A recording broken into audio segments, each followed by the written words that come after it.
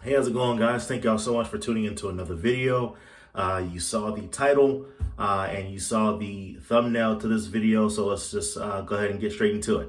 All right, so the title of this video and the overall subject is basically being a business. Okay, now as a wholesaler, you are a real estate investor, all right, and you are a business, you are a brand, all right, and I don't want you to look at this as a side hustle. Sometimes you hear people use the word side hustle whenever they're talking about wholesaling. This isn't a side hustle, right?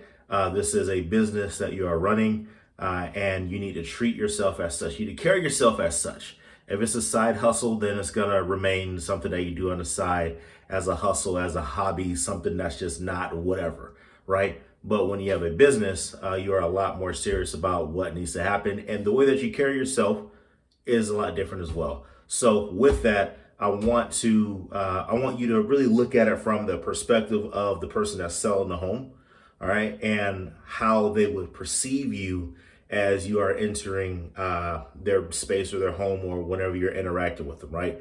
So the way I broke this down is the five senses, all right? So starting from sight, okay?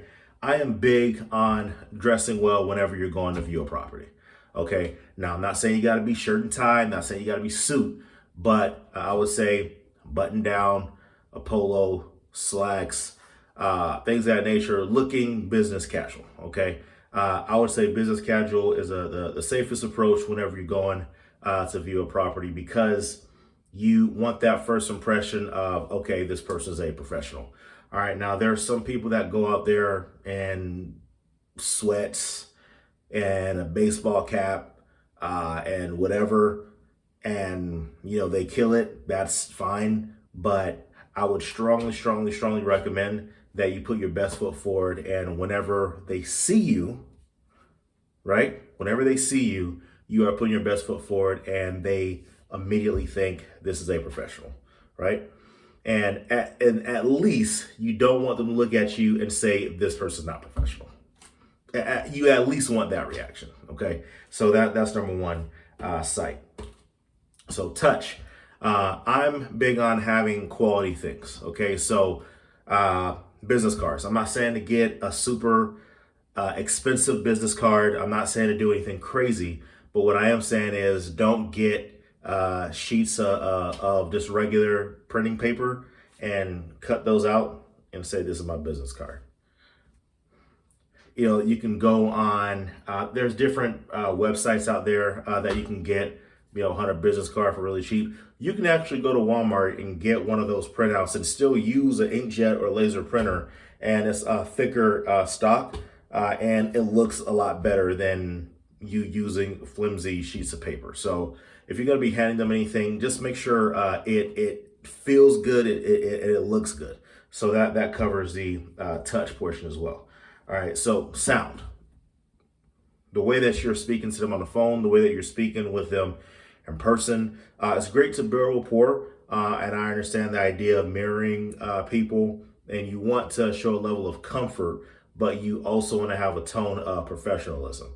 All right, now a lot of times you can do whatever you can to really give that vibe of building rapport, but make sure at the end of this you do leave that sense of professionalism, and the way that you speak to somebody really goes a long way. So definitely, I understand, folks may say it's, code switching or whatever it is, but I would strongly recommend that you have some level of professionalism whenever you're speaking to these folks, because they need to be able to trust you.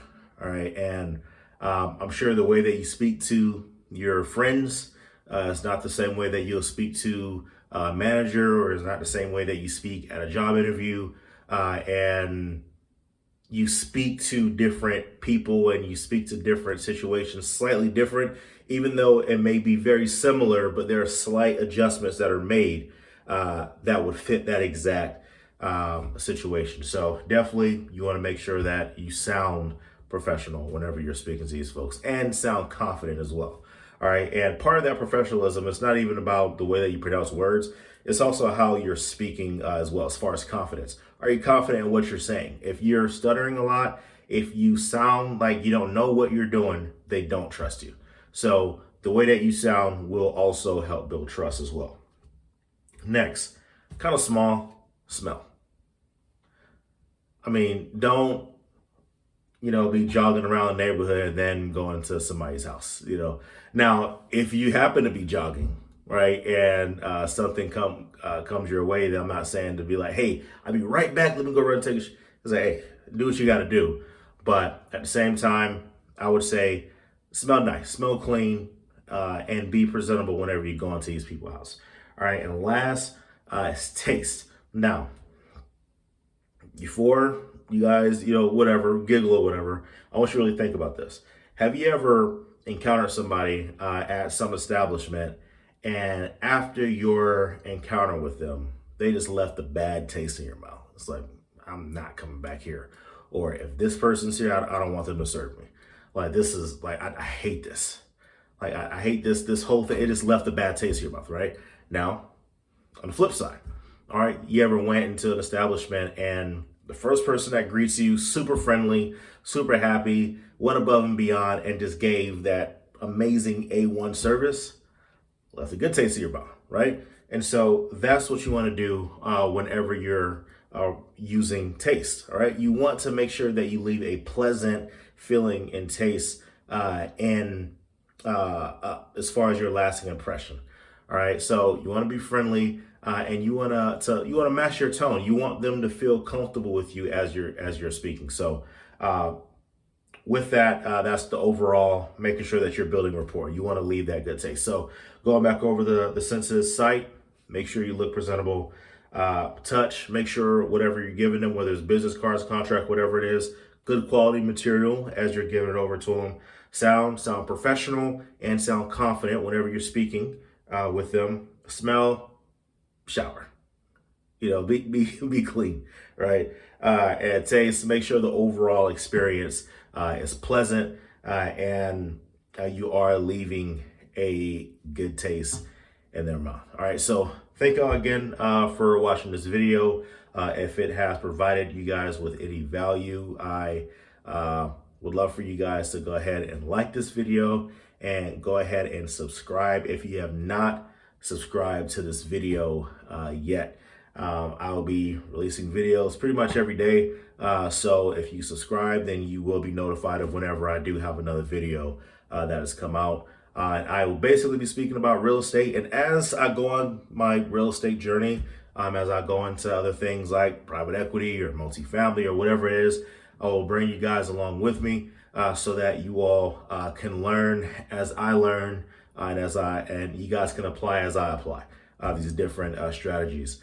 So I'm super excited for you guys to continue to learn. I actually have an ebook called Wholesaling 101, Your First Steps. The link to that is in the description below. It speaks about wholesaling and it breaks down, like a lot of the videos that I put out, the book really breaks down these different topics. So if you guys are interested in purchasing the ebook, the link is below. You'll be able to access it.